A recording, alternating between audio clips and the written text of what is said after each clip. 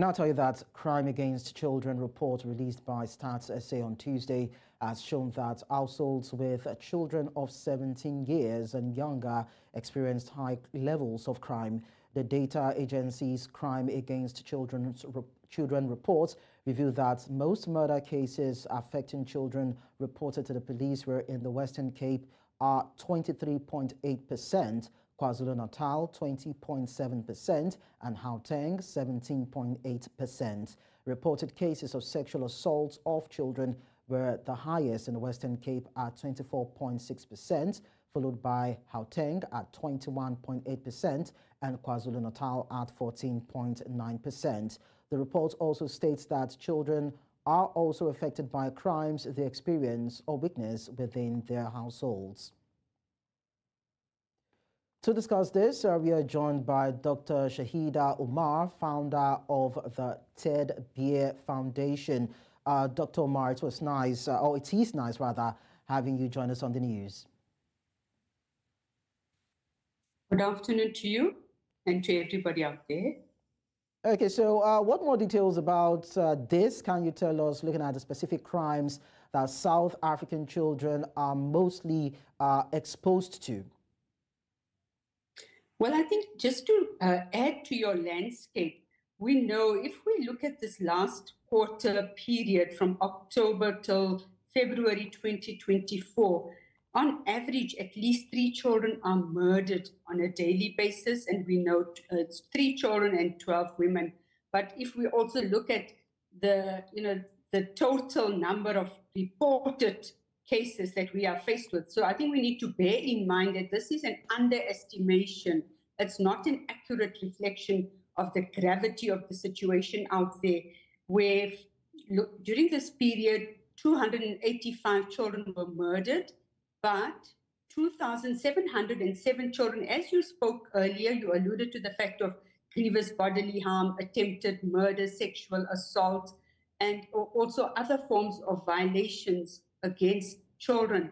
So what we are faced with is really a huge concern, because it hasn't decreased. If we look at the history and the trajectory over the past few years, unfortunately, the incidence and prevalence continues to rise and affect the mental health, physical health, and well-being of each and every child. Even if the child is not a direct victim, they become indirect victims, because if we look at the mental health, a lot of children are plagued with fear, anxiety. Families are afraid to let their children outside, away from their immediate vicinity. I think society as a whole has become quite anxious, and people are concerned about their safety, not about their own safety only, but even regarding children's safety. And we know that children are a very vulnerable and marginalized population group, and they're not in a position to defend themselves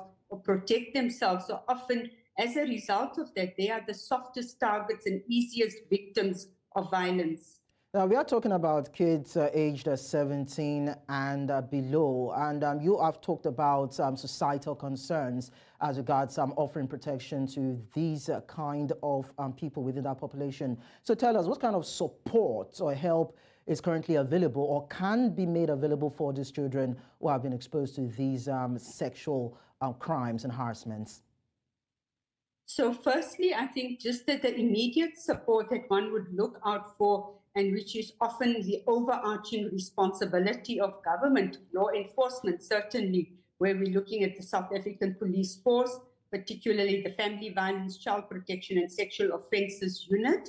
But there are also helplines, toll-free lines, like Childline, the 116 number, and there's a Lifeline. There's the Gender-Based Violence Command Center, 0800 428 428.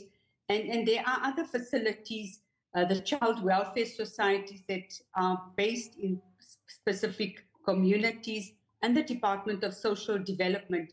So these are the facilities or resources and platforms that victims of violence and their families could certainly reach out to for immediate support and attention. But if we look at, so you're asking in terms of, so what kind of support is being provided? even within the school structure, we know there's a lot of violence that has escalated at school level. And it is a fertile ground where children are being subjected to the scourge of violence.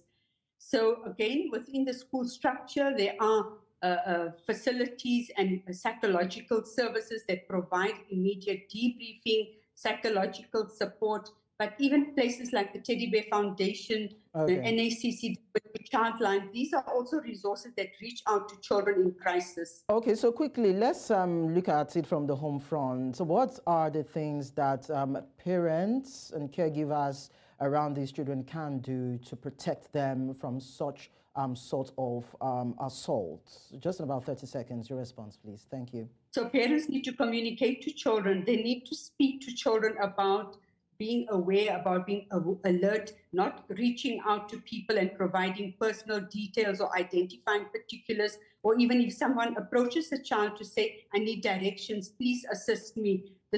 Children should be alerted to these kind of responses that are waiting around their immediate environment. They should not walk alone. They should walk in numbers back and from school, should also walk in groups and not walk alone, not actually go out at night or even during the day. Parents need to be alerted to the whereabouts of their children at all times. All right, Dr. Shahida Omar, it was nice talking to you. Thank you so much for sharing your thoughts with us.